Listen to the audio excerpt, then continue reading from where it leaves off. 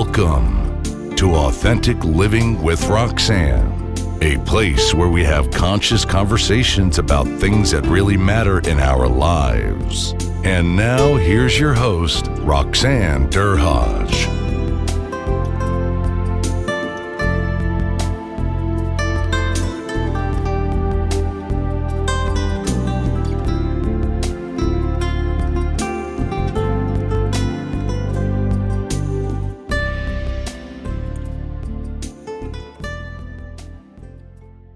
Hi, it's Roxanne Derhodge. I'm a mental health and wellness specialist and a corporate leadership executive coach.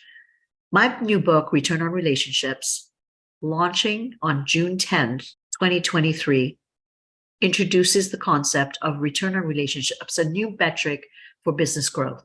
Grab a copy. Let me walk you through how to be a better leader and provide you with exclusive tools to guide you in building your authentic leadership legacy. You can find link in the show notes to pre-order your copy today. Hope you enjoy. Our interview last week was so good that we decided to turn it into a two-part series. If you missed last week, you'll find the link in the show notes.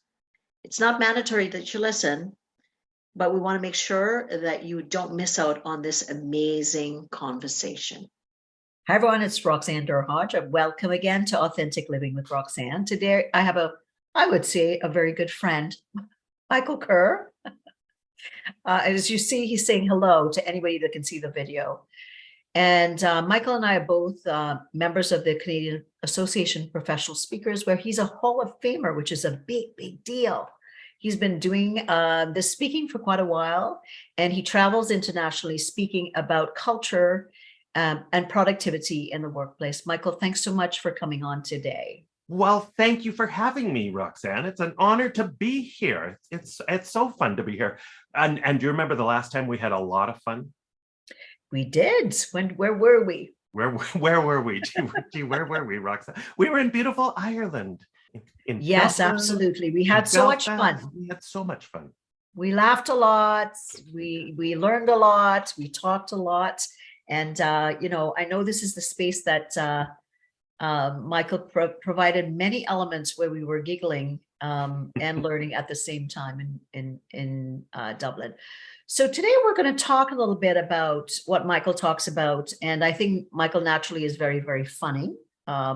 Something that I have to work on when I know I speak to others. I'm just thinking the average senior person that's here, when I think of corporate culture and change, that takes a lot. So let's say you're a senior leader and you're listening to this, and there's been a lot of issues in your environment. What are some of the things that they should start thinking? They might say, oh, this would be nice to implement, but we've had a lot of things not go so well. If I'm starting to think of an overall corporate strategy about changing my culture and having people lighten up, what are some of the things that I should be thinking about? As a senior leader. And that's had some stuff happen that has maybe not been so nice. Sure. And back to your earlier point, Roxanne, too, right? It's not rocket science, right? We want to work with people who have a good sense of humor. They're more likable. So as a senior leader, this is really important. So I think it starts with self-awareness, and it starts by just reflecting on your own attitude, how you're coming across. Are you not just approachable, but I like to use the language over approachable, because we know just from nature of your position, just from nature of the power that you hold with your job title, you can be scary to a lot of your employees. And if you want to create that psychological safety in your workplace, where employees can come to you with challenging questions and their concerns and their great ideas that you may be missing out on, you have to be uber over approachable. So being aware of just bringing a certain lightness and levity to how you interact with your employees, how you connect with them, being present, taking the time to connect with them is so important. And again, circling back to that idea of just laughing at yourself more, it is absolutely so important. So just being overly approachable with your sense of humor it may sound very simplistic, but it really is a key to so much. And that means you've got to, as you said earlier, you've got to be a little vulnerable sometimes to be able to laugh at yourself. It's not always going to work. But the more you do that, the more you're going to create that tone, that lightness. And so then I would suggest that people look for those touch points that are so critical in an organizational culture to start to change the culture, to change the feeling of the workplace. Like meetings. Meetings are incredibly important as a touch point in my books. Meetings help reflect, or should reflect, the culture that you want, and they also help create or foster the culture you want. So if you want a fun, creative, innovative, positive, humane workplace culture, then boy, you better make sure your meetings are fun and innovative and humane and positive and all that good stuff. So making sure you're bringing humor into your meetings, I think, is really, really important, because that sends a message too that can infiltrate the entire culture, right? That can spread out to the entire culture like a wave. If you start lightening up at your meetings and bring a little more fun into your meetings. And there's so many ways to do that. There are tons of ways to do that. Opening up your meeting with a fun icebreaker where you pass an imaginary ball of energy around, the way I get people to do sometimes in my audience. Or you have people stand up and everybody at the same time, so nobody feels put on the spot, everybody spells their name using only the movement of their hips. Just something totally silly to get people laughing. Are you kidding? I am not kidding. It's a great exercise. Even a Scientific America study, Roxanne, found that the most effective meetings are those meetings that have a lot of humor and joking around in them and bantering them, because people are more honest. People open up more and they're more creative and more innovative. Putting in a little humor break in the middle of your meeting, having just a fun question where you go around the room, just something simple. You know, we used to have the rumor mill section in meetings that I managed many years ago, where everybody had to do it the same way.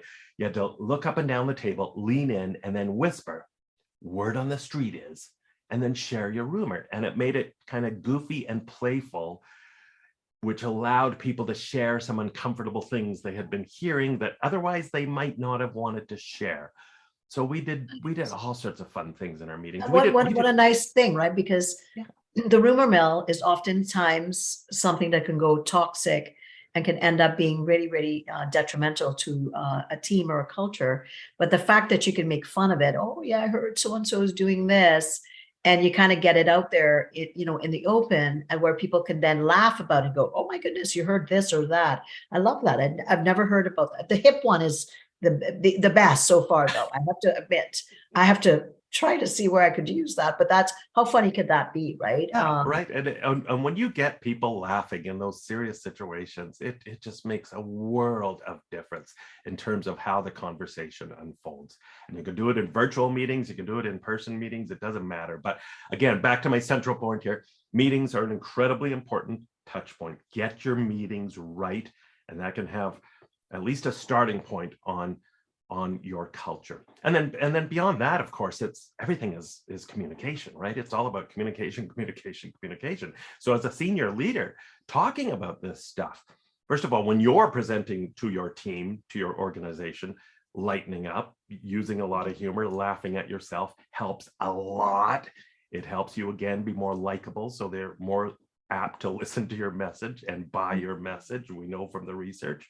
But also just using every communication opportunity point to send messages about your culture. I mean, really, we're talking about values here, right? And of course.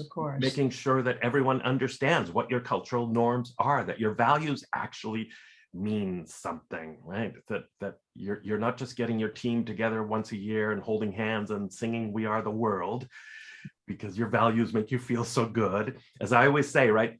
Who's going to disagree with your wonderful list of values? Every company has a wonderful list of values. In fact, some of your competitors probably have the exact same list as you do. So why are some organizations rocking it, some teams rocking it, and some not? It's because those cliche sayings, actions speak louder than words and talk is cheap. So as a senior leader, you need to really, really clearly define what your values actually really mean in terms of everyone's behavior and attitude. Turn them into stories, turn them into examples, celebrate your employees that are superheroes when it comes to living your values out loud. And I would say, when you talk about it, because, in my new book, there's different modules, but one of them obviously is awareness for leaders, or relational transparency, like how transparent are you? You think you might be one way, but spending that time within yourself. Let's say you're not so funny, you may be a little bit more stoic, but you really want to be a little bit lighter. You don't have to be silly all the time. You can actually be light and have people get to know you a little bit better, which will kind of maybe rev up the engine for you to maybe try something a little bit lighter as you go. So you don't have to go from 0 to 100, because then people will probably think, okay, something's gone horribly wrong here. Right. But And you're not being very incrementally, authentic. right. It's like, oh, stoic guy to funny guy. One day, people are probably going to run for the You hills. turn into Michael Scott from The Office, and everyone starts cringing. For sure. Now, Mike, have you ever seen people try to apply the concept of humor and it kind of didn't work for them, like some don'ts of things where people have gone and said, oh, this is this new strategy, we think we're just going to apply it to a workplace, not just humor but just transparency or whatever, and overall with you doing the corporate culture work that you do, some things that you've seen people try that you think, oh, they should have not done it this way? Well, I just have to look at myself to see when humor bombs sometimes, right? Because it doesn't always work, right? But that's about, again, going back to just being more human, being more real, more authentic. And I want to circle back to that point you made too, Roxanne, about some people just not being very funny. And I do want to stress that it's not about being funny, right? Having a sense of humor is about just being more human, more real, about having a sense of balance and perspective. And again, just laughing at those things you have no control over. So the worst thing you can do is try too hard to be funny, right? It is about just being your authentic self. And some of the most inspiring leaders, inspiring CEOs that I've interviewed all over the world are introverts. And not only are they introverts, they're shy in some cases. And yet they've told me that they understand, they're self-aware enough to know they cannot hide behind those natural personality tendencies. They understand the job of a leader is to connect with their employees, is to build that environment. They are the orchestra conductors when it comes to setting the tone for the workplace. And they have to get beyond those natural tendencies to sit in their office all day and be kind of stoic and not connect with people. So it is really just about looking for those simple things that you can do. I don't have any examples really of organizations that have maybe one-offs. Yes, I think the biggest mistake organizations make is that they will try a few things and then they fall to the wayside very quickly. So then it looks like it's the fad of the month. It looks like it's just a Band-Aid. It's window dressing, right? Because they're not taking it seriously. So what matters is consistency over time. What matters is looking for those moments, those touch points where we can change the culture. I'm a huge fan of rituals and traditions at work. Almost every great organization I've interviewed is a huge believer in rituals and traditions because they help define the culture. They help shape the culture. They give it an identity, and rituals and traditions give employees something to look forward to and something to reminisce about. It creates that sense of shared history on your team, in your organization. And so if you can ritualize or traditionalize, is that a word, Roxanne? I don't know. We'll make it a word. Traditionalize. Well, we just made one up. We can make them up, sure. If you turn some of those habits, those behaviors that you want to turn into habits, into rituals or traditions and stick to them, then your odds of succeeding are far, far greater. And so again, if you want to create a lighter workplace environment, look for opportunities to create rituals and traditions. It could be something fun to kick off the work week with on a Monday morning. Maybe, as a lot of my clients do, it's a team huddle on a Friday afternoon where it's very much a spirit of celebration, where they welcome any new people that started that week in a fun way, where they celebrate the top 3 wins of the week. And it's a way of just leaving on a high note. Maybe it's a ritual tradition to celebrate certain milestones that you achieve on your team or in your organization. There's so many milestones and rituals and traditions that can help build a stronger culture. And some of them are fairly simple. You know, I know of one client where they do, I love this because it's so simple, third person Thursdays, where everybody who works there every Thursday refers to themselves in the third person. In other words, by their own name, right? So anybody can do that. Doesn't matter if you're a real introvert. it's pretty easy to do that, right? Everybody just, if I was working there, I'd say, hey, yeah, Mike's looking forward to the meeting later on. Like, how stupid is that? But it just puts a smile on everyone's face and everyone looks forward to it. Another one of my How clients. silly are you? Yeah. Yeah. Everybody's thinking everybody else is silly. Yeah, all the time. Yeah, it's awesome. Simple little things like a name tag Friday, where everyone wears one of those "Hello, my name is," but every week you have to answer a different question that you put down on the name tag. It could be something as dirt simple as, are you a dog or cat person? What's your favorite James Bond movie? What's your dream vacation destination? So it just becomes a fun way to connect with people in a different way. It just creates this little bit of lightness. So there's simple little things like that you can do. It could even be just a matter of a fun morning huddle where you meet every morning just as a touch point. I know this group of engineers where they meet every morning. There's about 15 of them. And once they're all in their open office, they all stand up and they all shout out how they're just feeling on a scale of 1 to 10. Dirt simple. It takes like a minute. So some basics, right? Basic things. Basic things, yeah. Because you're going to get down to business at some point. Yeah. Or even things like, I guess, like a nickname could be something, or so many things. Yeah. What's one thing a myth or a fact about you? There's so many ways that you can do it so that people lighten up. And at the end of the day, you talked a little bit about psychological safety. With me, with the work that I do, it's really about giving people permission to be themselves. And when people are able to show you who they are, then even if they make a mistake, they feel okay coming forward. And then people risk that much more, right? Absolutely. Psychological safety is, for me, probably the biggest piece of the puzzle when we talk about creating healthier workplace cultures. If you don't have psychological safety, there are so many issues that fall out of that. And when you do have psychological safety, it opens up just so many possibilities for everyone. And when I've interviewed employees at really great workplaces, and one of the things I've always asked them is this the best place you've ever worked? Or what is it that makes you so happy in this workplace? The number one answer I get, in fact, Roxanne, the number one answer is, this is the first workplace where I finally feel like I can be myself, where I can just bring myself to work all day. And it's awesome. It's so stressful not being yourself all day.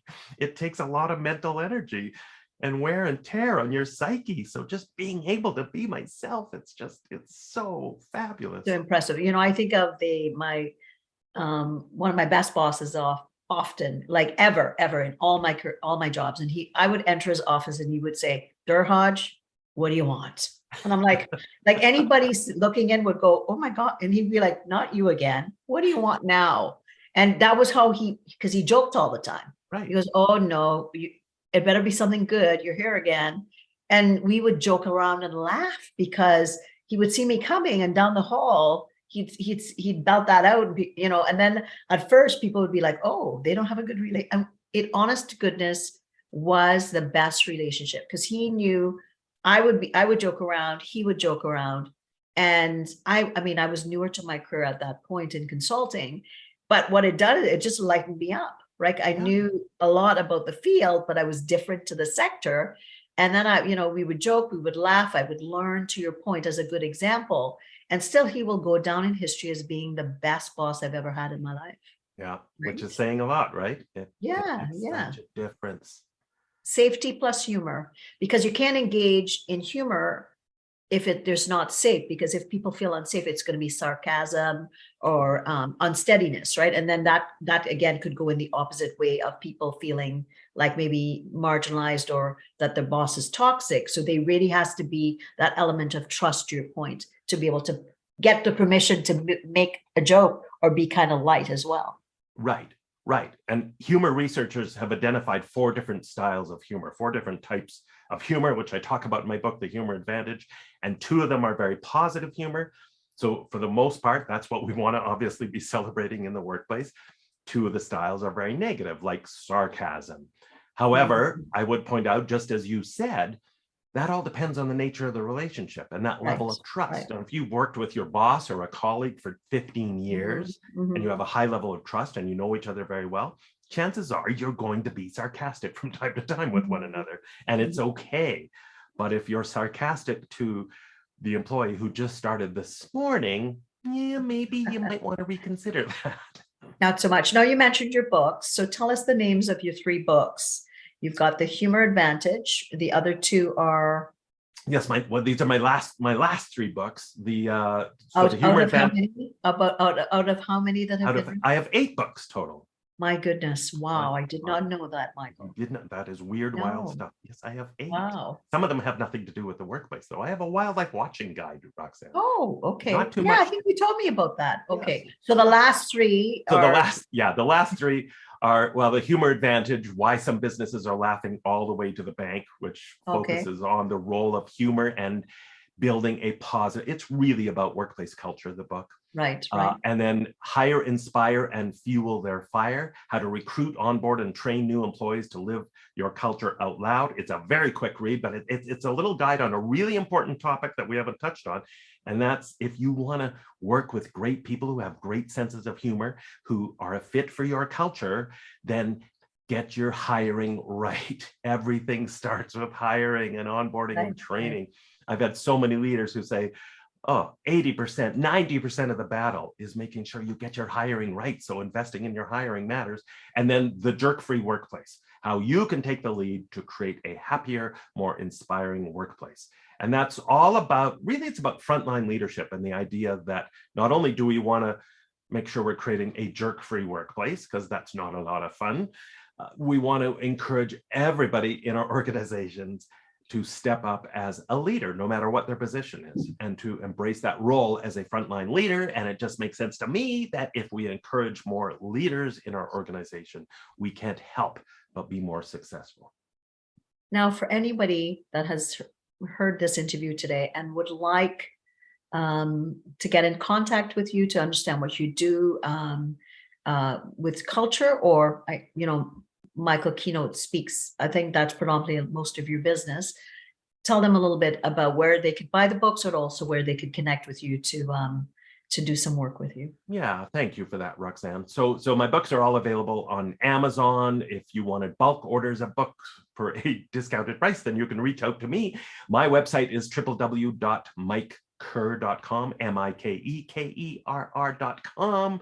All my contact is in there. There's lots of videos and blogs and articles, and I would invite you to sign up for my weekly newsletter, Inspiring Workplaces, where I talk about all that stuff. And if you want to get in touch with me directly, you can reach me by email, mike@mikekerr.com.